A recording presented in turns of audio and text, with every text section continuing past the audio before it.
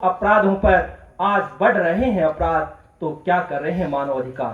परम आदरणीय अध्यक्ष महोदय, माननीय निर्णायक मंडल एवं प्रबुद्ध श्रोतागण, मैं प्रधान सिपाही संदीप 359 हिसार मंडल का प्रतिनिधित्व करते हुए आज की वाद विवाद प्रतियोगिता मानवाधिकार अपराध और अपराधियों पर नियंत्रण करने में बाधा है विषय के पक्ष में अपने विचार प्रस्तुत करने हेतु सभा में उपस्थित हूँ।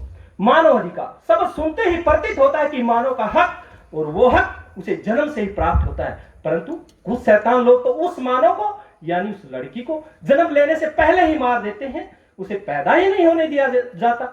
एक सप्ताह पहले यमुनानगर में दिल दहलाने वाली हुई घटना, जिसमें उस भ्रूण को आवारा कुत्तों द्वारा नोच नोच कर खाया जा रहा था। क्या उस बच्ची के मानव अधिकारों का हनन नहीं हुआ, जिसने जन्म लेने से पहले ही संसार को छोड़ दिया। मानव अधिकार मानव के लिए हो, दानव और शैतानों के लिए नहीं। मानव अधिकारों का जन्म मानवीय मूल्य एवं मानवीय उत्थान के लिए हुआ था, परंतु कुछ अराजक तत्वों ने इसे अपना निजी हथियार ही बना लिया।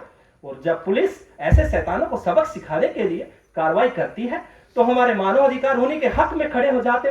तभी तो अपराध दिन प्रतिदिन बढ़ते जा रहे हैं। और जहां तक पुलिस के कर्तव्य का संबंध है, वे न हिंदू हैं, न मुसलमान, न सिख, वे तो केवल भारतीय हैं, जो धर्म को ध्यान में रखते हुए दुखियों का पूरा संरक्षण प्रदान करने की शपथ में बंधे हुए हैं। ऐसा करने से कम हिंदू, मुसलमान या सिख नहीं होंगे, बल्कि बेहतर हिंदू और मुसलमान कहलाएंगे। और जहां तक पुलिस के कर्तव्य का संबंध है, अपराधों पर नियंत्रण करना पुलिस के लिए सर्वोपरि है, परंतु जब पुलिस किसी अपराध या दोषी को गिरफ्तार करने की कोशिश करती है, तो उसे गिरफ्तार करने से पहले ही मानवाधिकारों की आड़ में या फिर किसी राजनेता के फोन के माध्यम से पुलिस को वहीं रोक दिया जाता है। अब आप ही बताइए, आखिर पुलिस क्या करे। और दोषी भी पुलिस को ही ठहरा दिया जाता है। जब एक फरियादी थाने में रोता हुआ आता है और जब पुलिस से गहनता से पूछताछ करती है, तो कातिल वही मिलता है। मेरे विपक्षी साथियों से पूछना चाहता हूं, क्या पुलिस ने मानवाधिकारों का हनन किया या उस पीड़ित को न्याय दिलाया? अपराधी चाहता है उसे मानवाधिकार मिले और पीड़ित चाहता है उसे न्याय मिले। साहब, ये दोनों चीज कैसे संभव हो सकती है? श्री रामचंद्र जी ने भी कहा है, जब समुद्र द्वारा रास्ता न दिए जाने पर कि भय बिन प्रीत न होए, अर्थात भय के बिना प्रेम नहीं हो सकता। 30 अगस्त की रात्रि प्रयागराज से अयोध्या जाने वाली सरयू एक्सप्रेस में महिला कांस्टेबल को निर्वस्त्र करके हत्या कर दी गई और बुलाया नहीं जा सकता सैयद पुलिस अधीक्षक सुरेंद्र ताड़ू हत्याकांड बेखौफ खनन माफिया द्वारा डंपर के नीचे कुचलकर हत्या कर दी गई। क्या उस पुलिस अफसर के मानव अधिकारों का हनन नहीं हुआ? क्या वह मानव नहीं जिसने पुलिस की वर्दी पहनकर अपने आप को संरक्षण में बांध लिया है? अध्यक्ष महोदय, हम पुलिस वाले भी मानव हैं, हम भी मानव अधिकारों का सम्मान करते हैं, परंतु कानून व्यवस्था के साथ समझौता नहीं होने देंगे।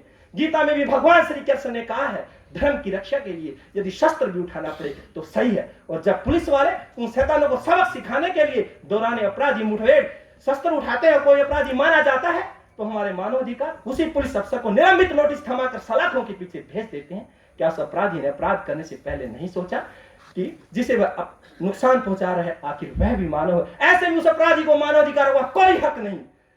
महोदय, यदि देश और प्रदेश में अपराध और अपराधियों पर नियंत्रण करना है, तो बेखौफ नशा तस्करों और बेखौफ नशा तस्करों पर अंकुश लगाने की जरूरत है। जो नशा तस्कर आए दिनों सैकड़ों नौजवानों को नशा की गिरफ्त में डाल रहे हैं, जिससे अपराध दिन प्रतिदिन बढ़ रहे हैं। और पुलिस कड़ी मेहनत और लगन से उन अपराधियों को सलाखों के पीछे भेज देती है, परंतु फिर मानवाधिकारों की आड़ में या माननीय न्यायालय द्वारा उन्हें जमानत पर रिहा कर दिया जाता है। और फिर यही प्रक्रिया चलती रहती है।